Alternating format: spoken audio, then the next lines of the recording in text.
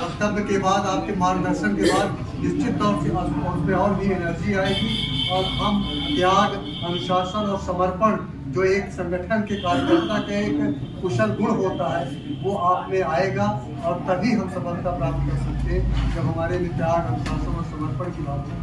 और आने वाला समय कांग्रेस का हो ये कोशिश करते हुए मैं आमंत्रित कर रहा हूँ प्रवीण खरे जी को, जो आप धन्यवाद सभापति जी। आज की इस महत्वपूर्ण बैठक में हाथ से हाथ जोड़ो अभियान महत्वपूर्ण कार्यक्रम जो भारत जोड़ो अभियान का फॉलोअप कार्यक्रम है, उसमें देवेंद्र नगर में उपस्थित आपके गुनौर विधानसभा के विधायक शिवदयाल गागरी जी, पूर्व विधायक सुंदर चौधरी जी, आदरणीय रामेश्वर गर्ग जी, मुन्नी लाल जी, सेवाराम पटेल जी, त्रिलोक चंद जैन जी, डॉक्टर जैन साहब, संतोष जैन जी, और हमारे साथ अन्ना से आए सिद्धि सिंह जी, अन्ना के पूर्व प्रत्याशी रहे हैं, सरपंच संघ के जिलाध्यक्ष ब्रजमोहन यादव जी एवं आपके संगठन के नवनियुक्त संगठन मंत्री पवन जैन जी, जितेंद्र जाटव जी, जीवन लाल जी, केसरी अहरवार जी, धीरेन्द्र सिंह जी, रामनारायण पांडे जी, सुरेश वाल्मीकि जी, सुरेश गौतम जी, संदीप जी एवं अगर इजाजत हो तो आप इसको समस्त पंचाशील कर दो। देखिए साथियों, बहुत महत्वपूर्ण बैठक है। विषय क्या है ये हमें समझना बहुत जरूरी होता है। जब हम राजनीतिक क्षेत्र में बात करते हैं तो हमें राजनीति को समझने की बहुत आवश्यकता है गहराई से। अगर राजनीति को आपको समझना है तो कहीं बाहर नहीं जाना है।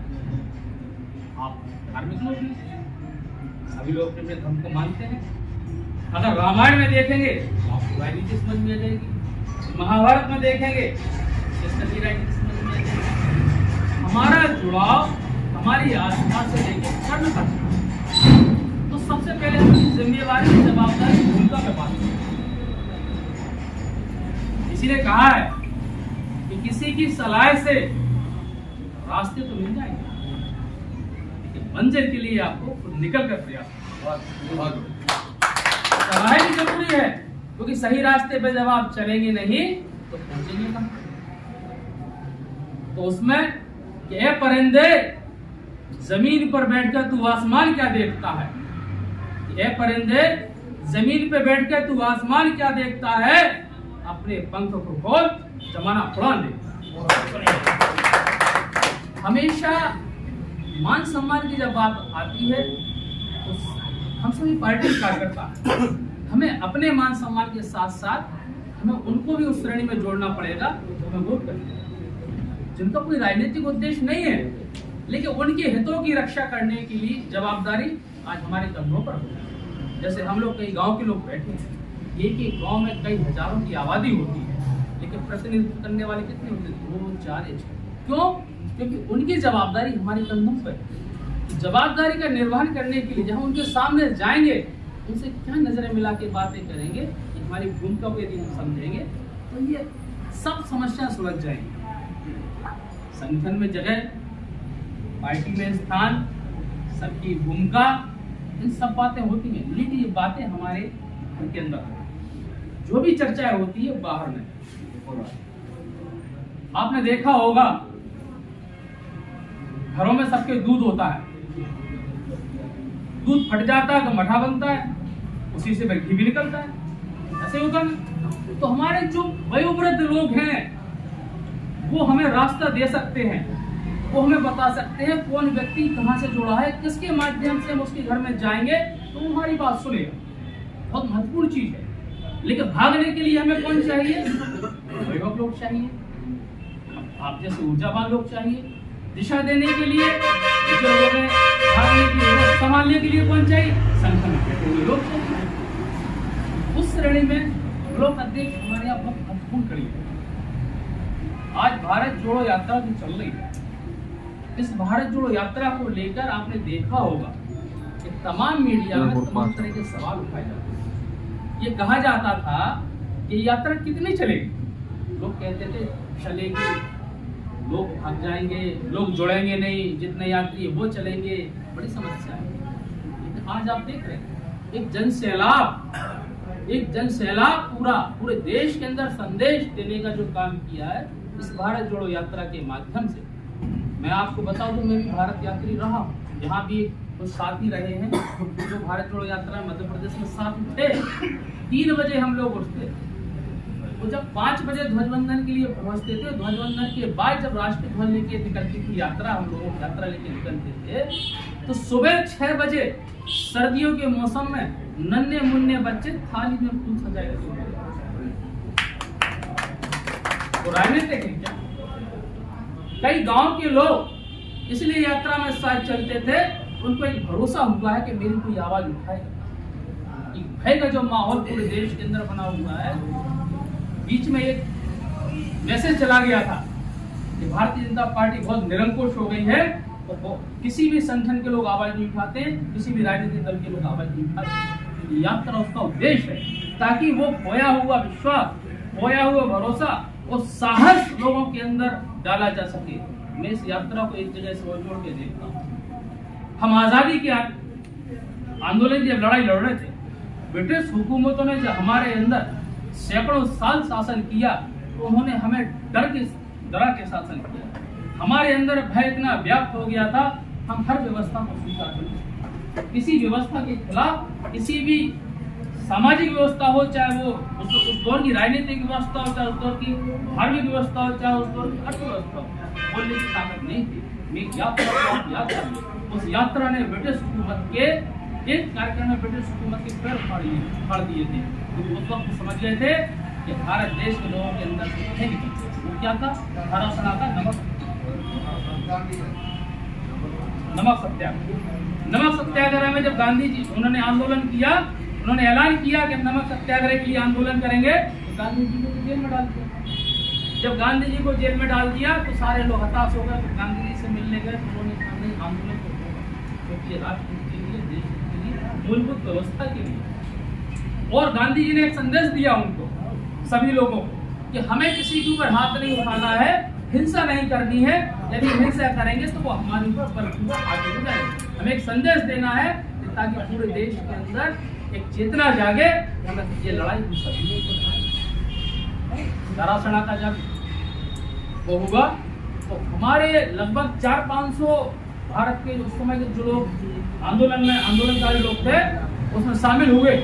क्या हो रहा था उसमें, आपने फिल्म में भी देखा होगा, और से देखिए आप उसको अर्थ बदल जाएगा। इसके बाद वो हमारे क्रांतिकारी लोग आगे जाते थे, ब्रिटिश अधिकारी आगे जाता था, 2-4 से डंडे मारता था, वो गिर जाता था, धराश हो जाता था। और हमारे जो सेवार्थी लोग लगे हुए थे, उसको ले जाके कैंप में उसकी मतलब पट्टी करते। एक के बाद फिर दूसरा गया, फिर तीसरा गया, फिर चौथा गया, फिर 5वां गया, फिर 6वां गया, मतलब ऐसे करके हमारे सारे लोगों के ऊपर उन्होंने प्रहार किए। लेकिन जब ये क्रम बंद नहीं हुआ, उस दिन अंग्रेजों ने समझ लिया था कि हमारी इनकी मतलब भय। समझ रहे बात को? भय क्या होता है? कोई दुख का नहीं, कोई डरा नहीं, कोई चिल्लाए नहीं, किसी ने हमला नहीं किया। तो ये जो भारत जोड़ो यात्रा है, कई मायनों में हमारे केवल निज हित नहीं, लोकतांत्रिक और संवैधानिक अधिकारों को बचाने की यात्रा है। जब लोकतांत्रिक और संवैधानिक शब्द का हम इस्तेमाल करते हैं, इसमें समावेश सभी का होता है, सभी जाति का होता है, सभी धर्म का होता है, सभी मजहब का होता है ना, सभी पंथ के लोगों का होता है। दूसरा, हम लोगों ने काफी ग्रंथों को पढ़ा होगा, ये जो बातें होती है ना हमारे संगठन में, ये मंथन है। समुद्र मंथन हुआ था ना, क्या निकला था? विष भी निकला था, अमृत भी निकला था, देवता भी निकले थे, कामधेनु गाय भी निकली थी, तो जड़ी बूटियां भी निकली थी, तो धन्वंतरी वैद्य भी निकले थे, गुण अवगुण सभी निकले थे। तो जब हम चर्चा करते हैं, अब उसमें शिव जी ने वो विष पिया था, तो शिव जी को आज प्रथम स्थान पे क्यों रखा जाता है? तो जब भी चर्चा के बीच में कोई मंथन होता है, मंथन के बाद कोई निष्कर्ष निकलता है, तो हमें थोड़ा सा सब्र करके आगे की दूरदर्शिता को ध्यान में रखते हुए, संगठनात्मक तरीके को मजबूत करते हुए, हमें अपने लोगों के साथ सहयोग करते हुए कार्यक्रम को सफल बनाने का हमें उद्देश्य रखना है। होता क्या है कि छोटी छोटी लड़ाइयों में, कहते हैं ना कि जब हम छोटे छोटे थे तो बड़ी बातों में बह गए, बड़े सपनों में बह गए। तो जब हम बड़े बने तो छोटी छोटी बातों में बिखर गए। जब हम छोटे छोटे तो बड़ी बातों में बह गए, और जब हम बड़े हो गए तो छोटी बातों में बिखर गए। तो हमारे कहने का अर्थ ये है कि इस भारत जोड़ो यात्रा के बाद जो हाथ जोड़ो यात्रा का कार्यक्रम है, इस कार्यक्रम का उद्देश्य केवल यही है। देखिए, अभी तक हम हमेशा ये कहते रहे ब्लॉक अध्यक्ष कि हमें काम नहीं मिला, यही कहते रहे सभी लोग। अब हमारे पास ये काम है, इसमें ना ये उसमें ये है कि ब्लॉक अध्यक्ष, जिलाध्यक्ष, विधायक, आप जहां रहते हो वहां से यात्रा शुरू कर सकते, घर के अगल में, घर के बगल में, पड़ोस में, पास में, गली में। लेकिन एक संगठनात्मक प्रोटोकॉल ये होता है, हमारे जब संगठन के पदाधिकारी होते हैं, एक संदेश से जाता है, सामूहिक यात्रा है, लोगों को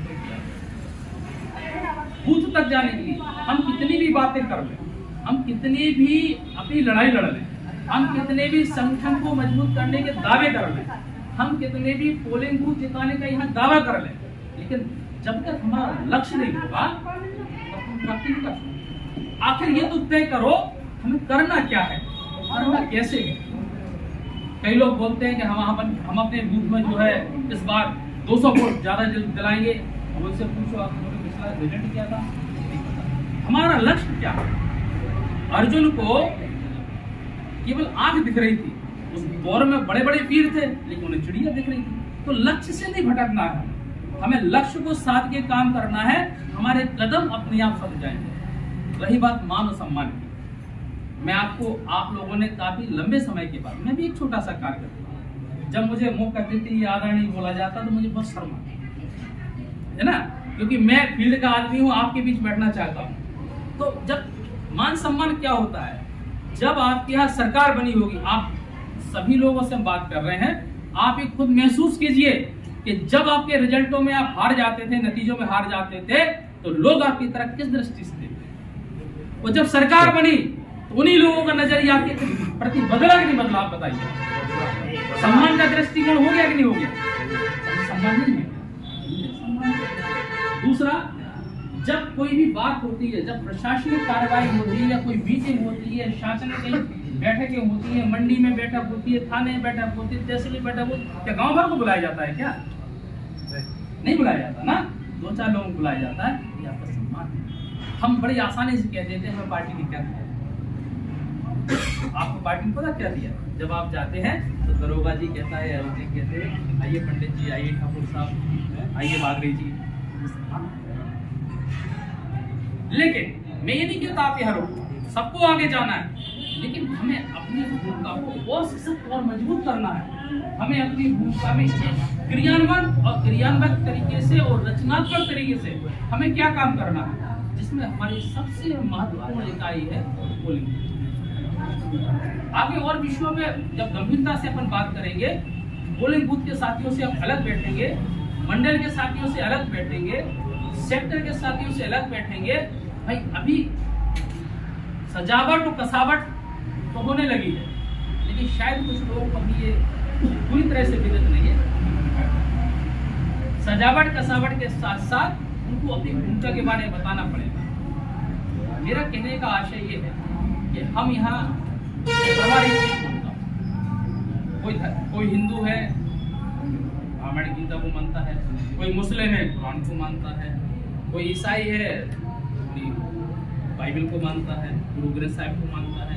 जब भारत की बात आती है तो संविधान को मानते हैं, लोकतंत्र। तो जब राजनीतिक व्यक्ति की बात आती है तो हमारा ग्रंथ केवल वोटर लिस्ट है, हमारा ग्रंथ केवल वोटर लिस्ट है। मैं दावे से ये कहता हूँ, यदि आप वोटर लिस्ट को 4 बार पलट लेंगे चुनाव से पहले, तो आपको खुद पता चल जाएगा हमारी गड़बड़ियां कहाँ हो रही, हमारा संपर्क किनसे टूट रहा है, हमारी पोलिंग की वोटिंग होती है भाई साहब। तो हमें यही पता नहीं रहता, जब बात अरे ये तो यार हम देख लेते तो हम बूथ कमेटी में कौन लोग होना चाहिए,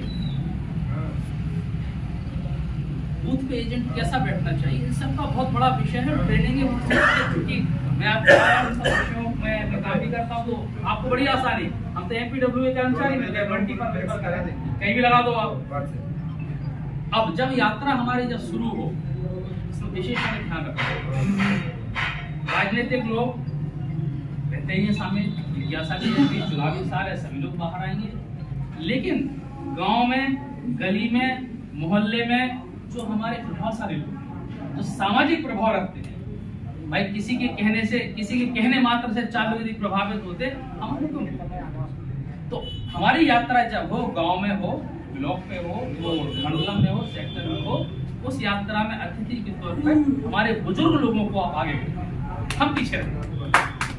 एक संदेश देना है, हम पता कमजोर कहाँ पड़ रहे हैं। कांग्रेस की बात करते हैं तो ब्लॉक कांग्रेस कमेटी के लोगों से बात कर लेते हैं, नगर कांग्रेस कमेटी की बात कर, नगर कांग्रेस कमेटी के लोगों से बात कर लेते हैं, जब जिला कांग्रेस कमेटी की बात करते हैं जिले के लोगों से बात कर लेते हैं। लेकिन हम इसके आगे बढ़ नहीं पा रहे, कहाँ बढ़ पा रहे? जब इसके आगे बढ़ेंगे तो आप देखेंगे आपका इंतजार बहुत से लोग कर रहे हैं। हर कोई सम्मान चाहता है कि आप एक घर की कुंडी तो बजाइए, कुंडी करके बाहर कैसे निकला। और इस दौर में कहने को तो हम जा रहे हैं 2023 में, कौन सा साल आ रहा है, लेकिन देश के हालात 1947 में। क्यों? जो लोग घरों में बैठे हैं वो केवल इस आशा से बैठे हैं कि मेरे पास कोई आए तो मैं उसको अपनी समस्या बताऊं तो। मैं जितनी जगह काम किया है जी, केवल हमें एक ही शिकायत मिलती है, शिकायत नहीं करेंगे इसको, एक ही कमी मिलती है कि लोग मेरे पास आते हैं, हम आज जाएंगे। ये भारत जोड़ो यात्रा के बाद हाथ से हाथ जोड़ो यात्रा का मंडलम, सेक्टर और बूथ, इसमें बहुत बड़ी भूमिका है। सीधा बूथ से कनेक्टिविटी आपकी इसमें होगी। और जब यात्रा जब निकलती है, जब गांव में आप तिरंगा झंडा लेके निकलेंगे और जहां ध्वजबंधन करेंगे और जहां राष्ट्रगान का उद्घोषण होगा, तो राष्ट्रगान तो सभी का है। जब राष्ट्रगान का उद्घोषण होगा, आपके पीछे लोग चल रहे नहीं चल रहे क्या? जहां आप समापन करें, अरे कुछ लोग तो शामिल होने आते हैं, कुछ लोग यही देखने आते हैं हम क्या कर रहे हैं। जब देखेंगे तब आपको आंसू पड़ेंगे, आप तक आएंगे, चलकर आएंगे। हमें उन लोगों तक जरूर जाना है। तीसरा चौथा पॉइंट ये है हमारा कि देखिए पूरे जिले में 3 विधानसभा है, जो साथी पूरे जिले में दौड़ सकते हैं उनकी एक आप लोग अलग लिस्ट बना लीजिए। जैसे संगठन मंत्री जी हैं, सुखजीत जी हैं और विधायक जी हैं, है ना, वो अलग लिस्ट बना लीजिए। फिर उनको ब्लॉक पे बांट दीजिए, ब्लॉक के बाद मंडल पे बांट दीजिए। भाई जैसे मान लिया ब्लॉक अध्यक्ष हैं, आपकी अगर डायरेक्शन ब्लॉक की 3 जगह की है, 3 जगह आप उनको किसी नए लोगों को आप शामिल कर लीजिए। लेकिन उस शामिल करने में हमें एक चीज को और ध्यान देना है कि शामिल करने में क्या हम कांग्रेस की पदाधिकारी को शामिल कर रहे हैं? यदि उस यात्रा में कोई हमारे बुजुर्ग हैं, कोई नया व्यक्ति है जो राजनीति से नहीं जुड़ा है, यदि वो जुड़ना चाहता है उस यात्रा में उसको शामिल, उसमें जब आप शामिल करेंगे उसके प्रभाव वाले जब लोग देखेंगे उससे लोग उससे आपको जुड़ेंगे। हर कार्यक्रम की एक रूपरेखा होगी। कार्यक्रम तो 1 महीने बाद होना है। आज बैठक इसलिए है कि बैठ के समझ पाएंगे, लेकिन अगर रूपरेखा बना के हमने काम ही शुरू कर दिया तो मॉनिटरिंग भी बहुत जरूरी है। अगर उसकी मॉनिटरिंग हमने प्रॉपर की, देखिए आगे आने वाले समय में यात्रा शुरू होने के बाद यदि हम व्यवस्था से काम नहीं करेंगे तो हमारे पास बहुत प्रेशर आने वाला है। एक गांव की यात्रा की रिपोर्ट मांगी जा सकती है, उसमें आप अभी से तैयारी कर लीजिए।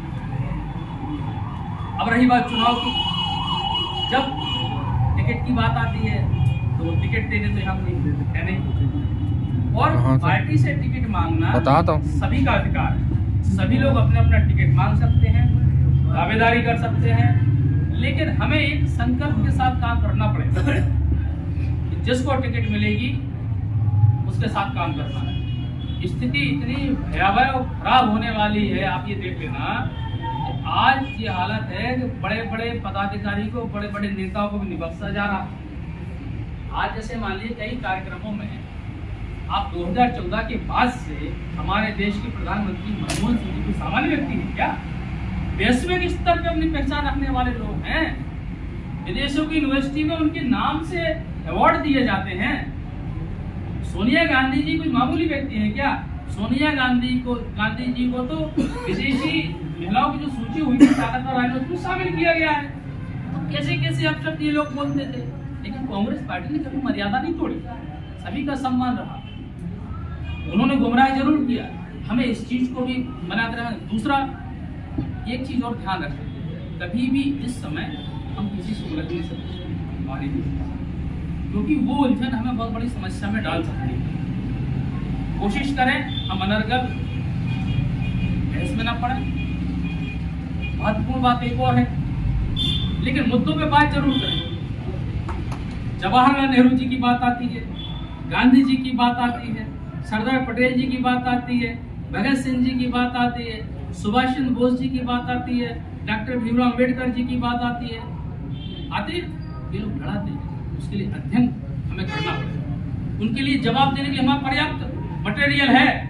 लेकिन भारतीय जनता पार्टी को अच्छे से पता है, जैसे उनको पता है कि मान लीजिए पुरानी माना सुरेश बागले जी पढ़ते नहीं है, तो सुरेश बागले जी को दो ऐसी बात बताएंगे इसको जवाब देंगे।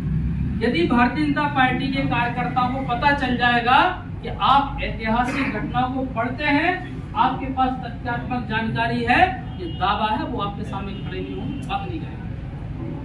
क्यों? क्योंकि हमारे पास तो गौरव, आजादी का गौरव इतिहास है, हम उसको नहीं बता पा रहे हैं। वो एक आतंकवादी विचारधारा के व्यक्ति को स्थापित करने में पूरी ताकत लगा रहे हैं। हमारे सामने एक तरफ महात्मा गांधी, एक तरफ उनके सामने गौर सिंह। हम अपने महात्मा गांधी की उपलब्धियों को नहीं बता पा रहे हैं। भाई हमें बताना होगा। जब नेल्सन मंडेला जी घटना का जिक्र कर रहा हूँ, भारत आए थे, जब एयरपोर्ट पे उतरे थे, दक्षिण अफ्रीका के राष्ट्रपति ने ना, जब वो भारत की धरती पर उतरे थे, उन्हें उतरते ही पहले भारत देश की धरती पर सब लोग बड़े चौंक गए, कि ये क्या कर रहे हैं, राष्ट्रपति प्रोटोकॉल वाले व्यक्ति है ना। तो उन्होंने ये कहा कि मैं उस धरती, गांधी की धरती पे आया हूँ, जिस धरती ने महात्मा गांधी जैसे लोगों को जन्म दिया है। महात्मा गांधी जी यदि इतने आंदोलन नहीं करते तो मेरे जैसा व्यक्ति दक्षिण अफ्रीका का राष्ट्रपति नहीं बनता। कहने का अर्थ है उन्होंने सीमाओं बंद के काम नहीं किया। जब वो उनसे प्रभावित विदेशों के लोग हो सकते हैं, उन्होंने तो किसी विचारधारा के विरोध में काम नहीं किया, उन्होंने समावेशी भाव संभव रखा। हमें गांधी जी के उस संघर्ष को भी बताना पड़ेगा कि जो व्यक्ति कोट पैंट टाई लगाता हो, उस जमाने के अंदर वकालत करता हो, तो उस जमाने के अंदर वकालत करने वाला व्यक्ति यदि वकालत करता तो आज कितना पैसे वाला नहीं होता। वकालत छोड़ के यदि वो कोट पैंट टाई, कभी आपने नहीं सोचा क्या, महात्मा गांधी जी की फोटो आप नहीं देखे क्या कि कोट पैंट टाई पहनते थे, बाद में धोती और लाठी पे आए। तो ये जो कोट पैंट से लेके धोती और लाठी का सफर है, उसके बारे में कभी आप नहीं सोचा? सोचिए एक बार, जरूर सोचिए एक बार। उसी में पूरे भारत देश के निर्माण की परिकल्पना छुपी। देश का जब निर्माण हुआ था, किन परिस्थितियों में हुआ? आपके देश के अंदर सामाजिक, राजनीतिक, धार्मिक, आर्थिक कितनी असमानताएं थी। उन असमानताओं को समान रूप में लाने के लिए इतना बड़ा संघर्ष किया गया। मुझे कहने में कोई संकोच नहीं, आजादी और पहले भी मिल सकता।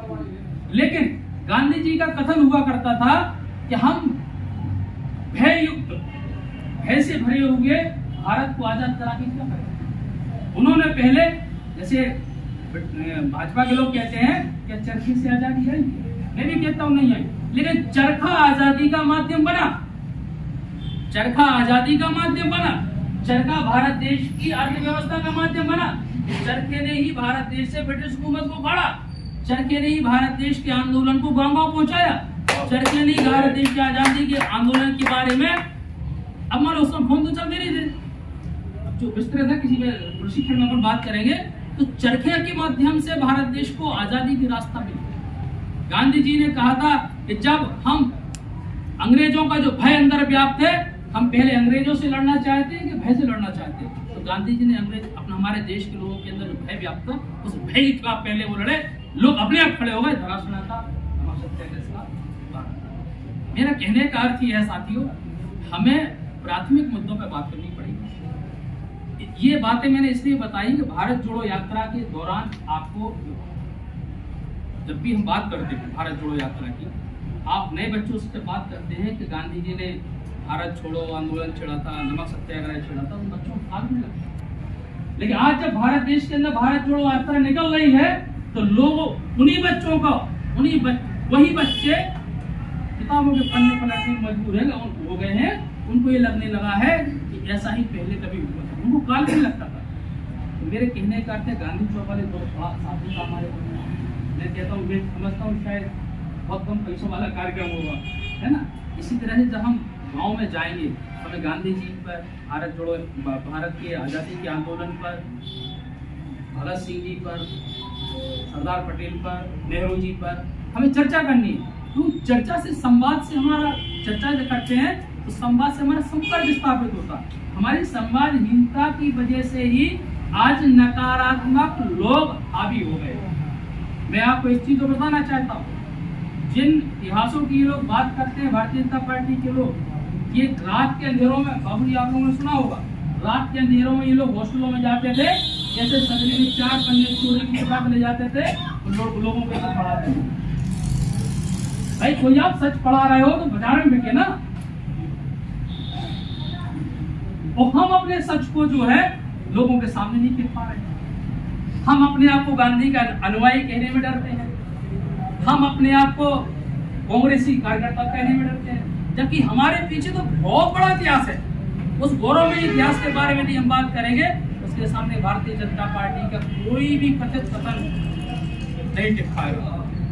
आप लोग बहुत लंबे समय से बैठे रहे, बड़ा आपने धैर्य से सभी लोगों को सुना, क्योंकि एक चीज जो बोलता हूँ, 2 लोगों के धैर्य की कोई सीमा नहीं होती। विधायक जी एक कहते हैं, ये पुराने लोग कहते हैं हमने जोड़ दिया, कि किसान बड़ा धैर्यवान होता है, हर फसल में वो बोलता है अगली फसल में हम ये काम कर लेंगे, उसकी अगली फसल पकड़ जाती तब भी कहता है अगली फसल में हम ये काम कर लेते हैं।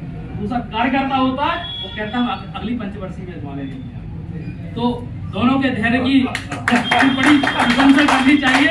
आप लोग धैर्यवान हैं, दूरदर्शी हैं, ऊर्जावान हैं। केवल हमें दिशा के साथ काम करना है, लक्ष्य के साथ काम करना है। उस काम का हमें, हमारा कोई और मूल्यांकन न करता।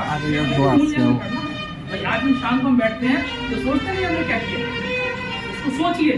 जब हम सोचना शुरू करेंगे हम उसमें सुधार की ऊर्जा सबके यहाँ मिल जाएगी। इसी के साथ मुझे लगता है कि मैंने ज्यादा समय ले लिया। आप सभी लोगों को धन्यवाद। जय हिंद, जय जगत, जय भारत, जय हिंद।